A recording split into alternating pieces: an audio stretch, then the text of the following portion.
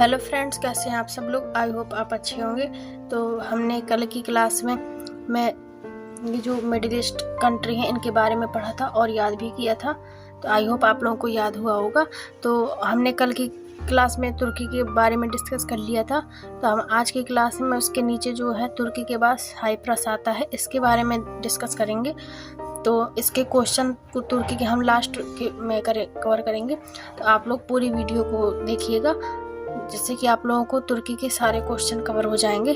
तो हम साइप्रस की बात करते हैं। तो साइप्रस की राजधानी हो जाएगी निकोसिया, जो कि आप लोग देख पा रहे होंगे। हो जाएगी इसकी राजधानी निकोसिया।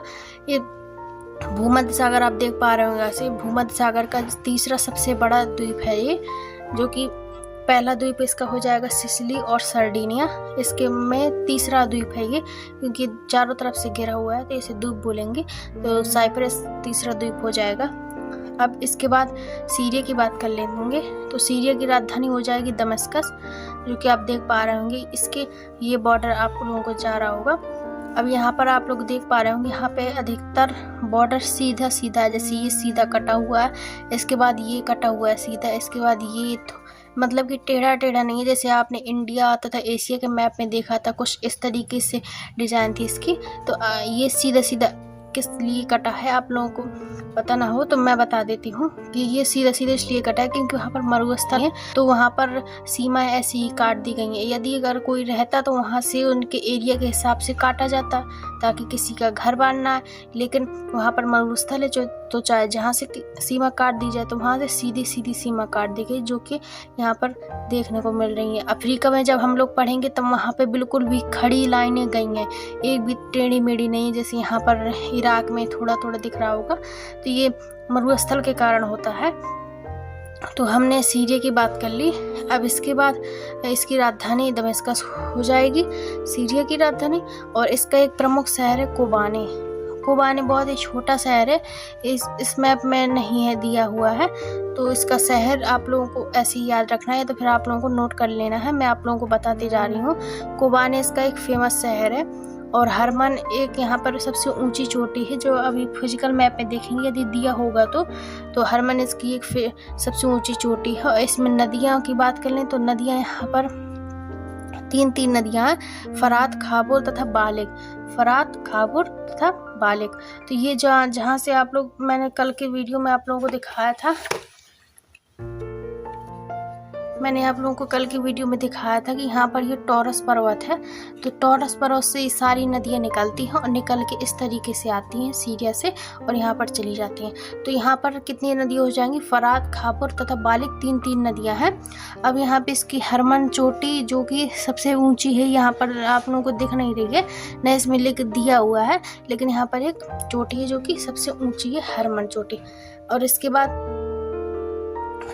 बाद हम इसके क्वेश्चन के बारे में डिस्कस करेंगे।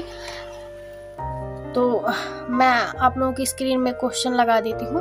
तो चलिए शुरू करते हैं इसके क्वेश्चन। और हमारे कल जो तुर्की का चैप्टर हुआ था वो भी कवर करना है, तो उसके क्वेश्चन भी मैं करती हूँ। तो आप लोग देखिएगा अपनी स्क्रीन में। तो पहला क्वेश्चन है, तुर्की की राजधानी क्या है। इसका राइट आंसर होगा ऑप्शन ए, अंकारा। अंतोलिया का पठार कहाँ स्थित है। इसका राइट आंसर होगा ऑप्शन ए, तुर्की। थरेस की राजधानी क्या है। इसका राइट आंसर होगा ऑप्शन बी, इस्तांबुल। खारे पानी की तुंजिया साल्ट झील स्थित है। इसका राइट आंसर होगा ऑप्शन ए, तुर्की। इस्तांबुल प्रसिद्ध है। इसका राइट आंसर होगा ऑप्शन सी, अफीम के लिए। अजमेर घाटी प्रसिद्ध है। इसका राइट आंसर होगा ऑप्शन डी, अफीम के लिए। इसके बाद आगे देखते हैं, कौन सा नगर एशिया और यूरोप दोनों में स्थित है। तो इसका राइट आंसर हो जाएगा ऑप्शन सी, इस्तांबुल, जो कि यूरोप और एशिया दोनों में है।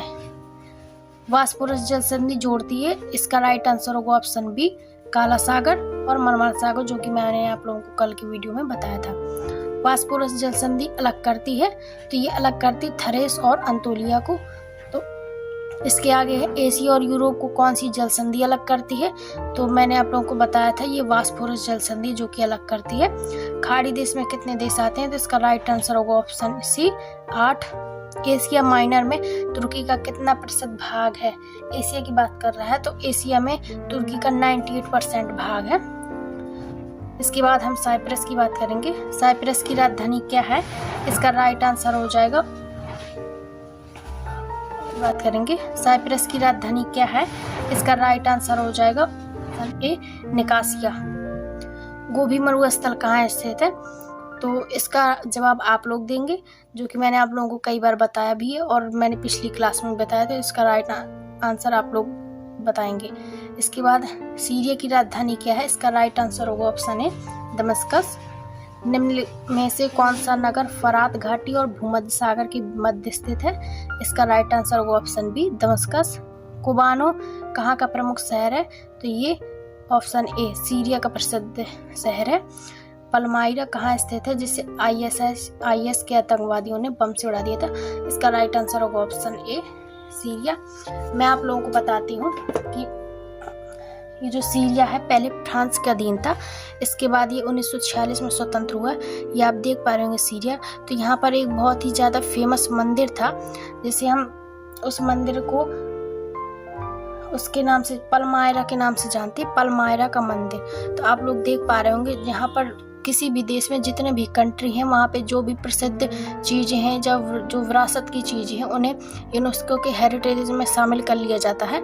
यहाँ का एक प्रसिद्ध मंदिर है जो कि पलमायरा का मंदिर है, जिसे आईएस के आतंकवादियों ने इसे बम से उड़ा दिया था। तो ये यूनेस्को में शामिल था। जैसे हमारे भारत में जो ताजमहल है और जो विरासत हैं, जो बढ़िया किले हैं, वो यूनेस्को के हेरिटेज में शामिल है, ताकि उनकी देख रेख यूनेस्को करता है और उन्हें कोई चोट वोट ना आए, या फिर कोई जो भी लोग जाते हैं वहाँ पर देखने उन्हें कोई क्षति ना पहुँचे। तो इसका पूरा ख्याल यूनेस्को करता है। तो आई होप आप लोगों को ये समझ में आया होगा। तो हम लोग एक बार रिवाइज कर लेते हैं जो कि हमने मिडिल ईस्ट के देश देखे थे। तो आप लोग मेरे साथ बोलेंगे Turkey, Cyprus, Syria, Lebanon, Israel, फिलिस्तीन, जॉर्डन, मिस्र, Saudi Arab, Yemen, Oman, UAE, Qatar, Bahrain, Kuwait, Iraq, Iran. इस तरीके से आप लोगों को याद रखना है।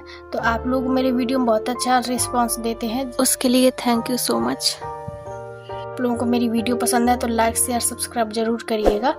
Thank you. जय हिंद।